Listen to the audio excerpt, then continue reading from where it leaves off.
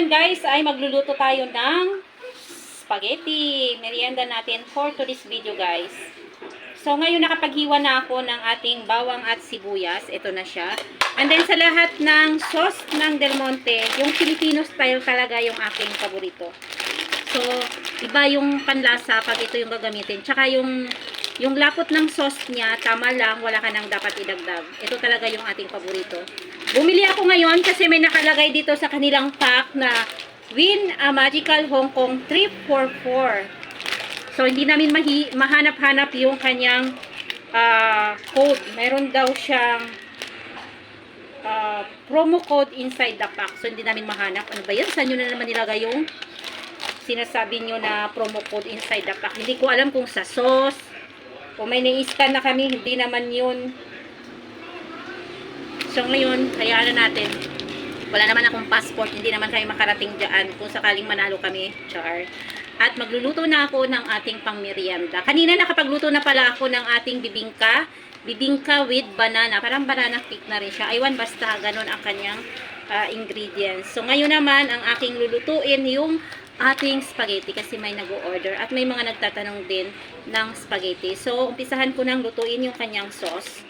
Mayroon na nga ako ditong nahiwa na bawang sibuyas. And then, gagamit din ako ng siyempre, ito, meron tayong pang toppings. Nakapamili pala ako dito. Kung napansin nyo, may mga kape na dito. Nakapamili na ako ng sakaling may mag-order, may magagamit na tayo anytime. Minsan kasi may mga customer ako na biglang-biglang nag-order. So, may magagamit na ako agad. At yung isa pa nating ingredients, yung hotdog. Gumagamit din ako ng tender juicy na hotdog sa ating spaghetti. Mamaya ipapakita ko sa inyo pag naluto na.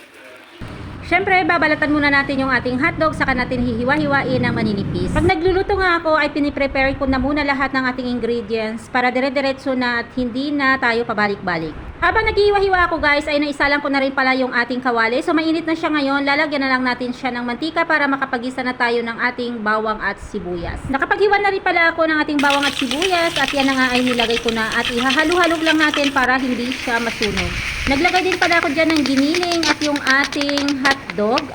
Nakapag-prepare na rin ako ng ating pasta, yung nakalagay sa styro.